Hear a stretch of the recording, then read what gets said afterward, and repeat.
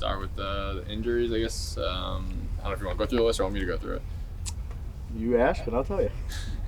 Leo. He'll be limited. Adoree.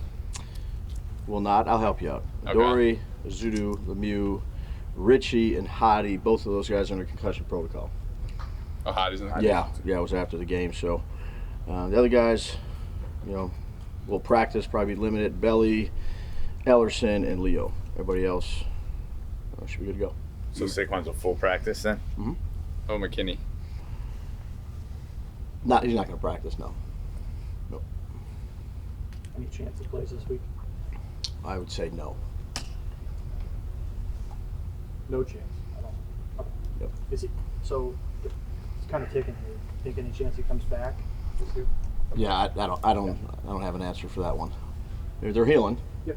But You gonna activate Bredesen for this game, you think? closer. Yeah, I mean, we'll see how he does this week. I thought he was a lot closer last week, so hopefully he'll have a good week, and we'll see by the end of the week.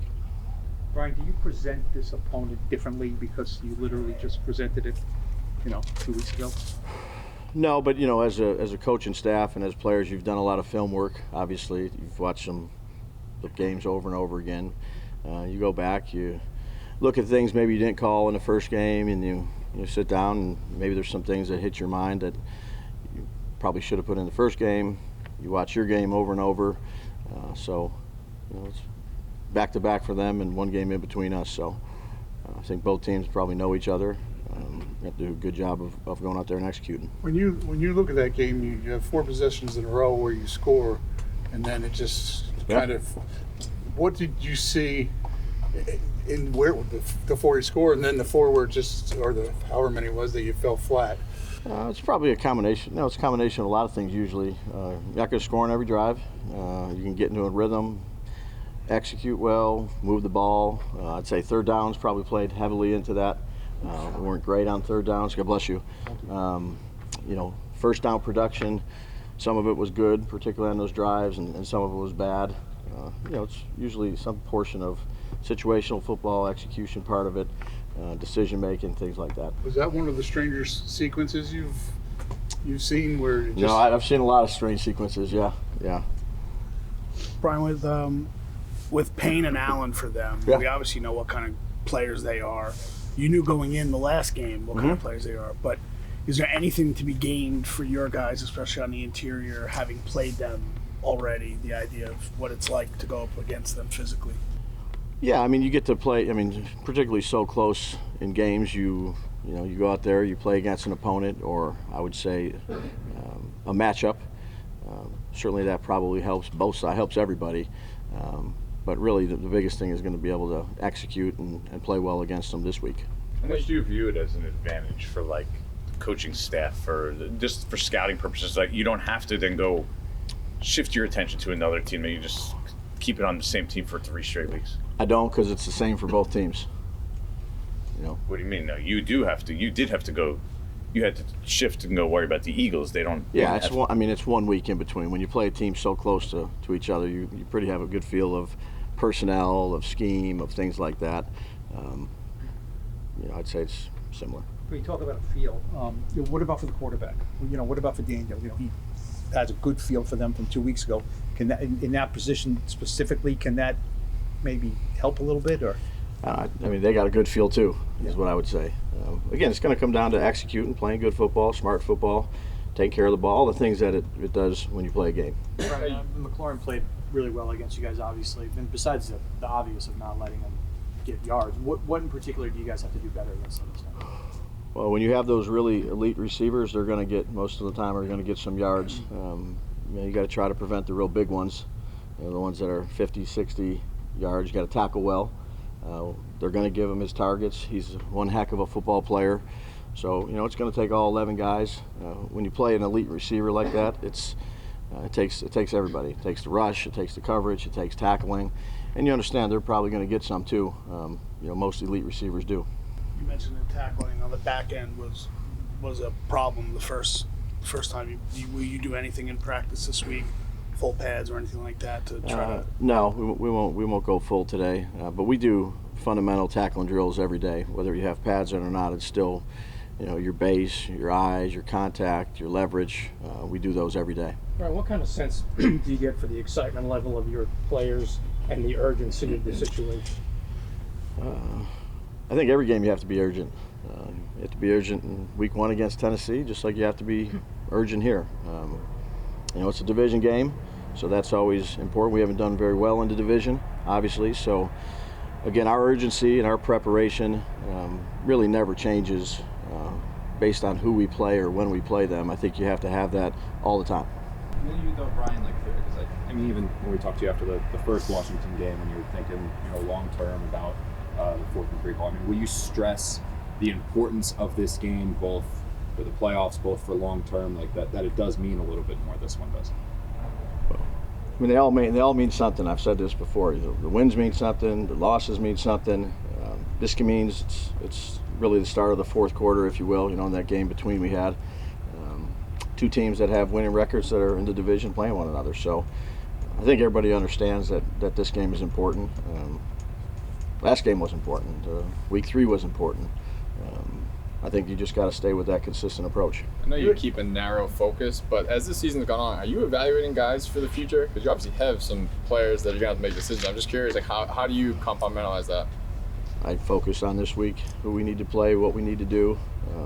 There's a time and a place for that after the season when we go through all those type of things.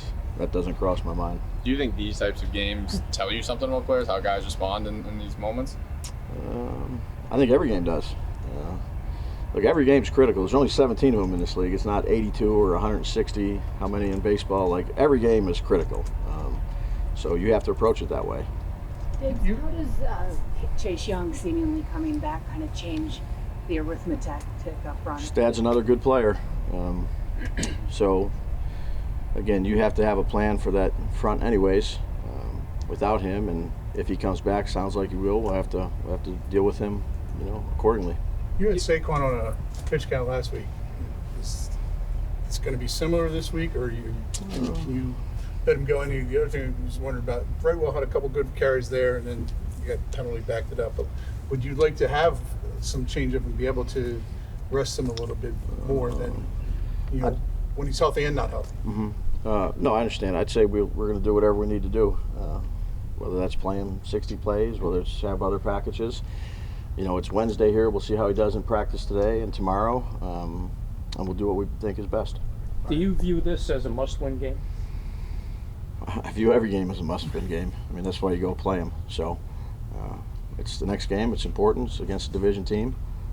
We got to go out there and play well. When you get to this point in the season, do you shorten your bench, like you rotate less and keep more starters in longer? No, not necessarily. I mean, I think every game you go into games with different defensive personnel packages, different offensive personnel packages, and to play the guys that are available. Maybe lean on one personnel a little bit more than others based on how the game's going, but whoever's active needs to be ready to play. Last week, why were you reluctant to admit that Saquon got hurt in practice? Yeah, I'm not really going to talk too much about injuries. We're focused on getting ready to go right now. Is that impacted? Is the fact that he got hurt in a practice altering the way you were practicing your team this week at all? No. I'm sorry if you mentioned this. Did you mention McFadden before? Yeah, he's full. There you go. Thanks. How do you think Tyrod played, and how much do you evaluate a player's performance in a game situation like that? You evaluate them all. He made a nice throw to Richie. Had a big scramble on a. Again, the game dictates it.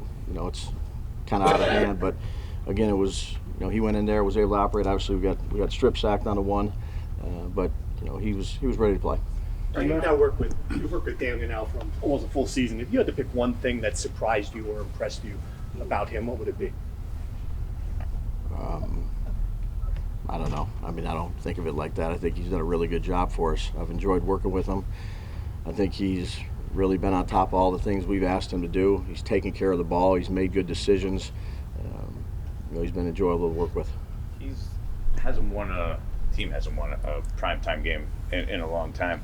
Do you think there's something to that, like that a player might not perform as well in in those kind of games? I'm wondering just general thought process on those kind of things. I can only go. How many we have this year? One. One. Yeah. So, was that the Dallas game? It did some. I can't comment on the other 7. I don't know. I'm just talking about in general. You think of players sometimes like night games, bigger stage can play differently, maybe better or worse. No, that's probably a either good way. question for those guys. You know, I've been around a lot of players. I don't think we've ever, hey, it's a big game, or I mean, they're all big games, but you know, you're charged with going out there and playing well and coaching well, regardless of when you play.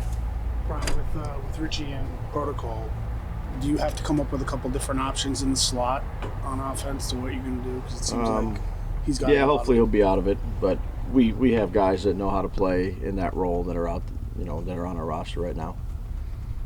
You signed Mickens. Yeah, we had a couple guys in to work out. Thought he was a good guy to get going on the practice squad. But I think there's other receivers that know how to play multiple spots, which is always beneficial. Is Mickens really insurance as a returner first, or do you see him as a wide receiver and a returner? Yeah, we'll see that. We'll get him out here. He had a good workout, catching some punts, he ran some routes. Just a good guy to add to the practice squad, we thought. Take 2 more. Hottie will be out of the protocol? I didn't hear that. Hope so. Okay. I hope so. Hope both of them will be, but you never know with those. Are you giving any vet rest days today like you did last week? I am. Julian and Dexter.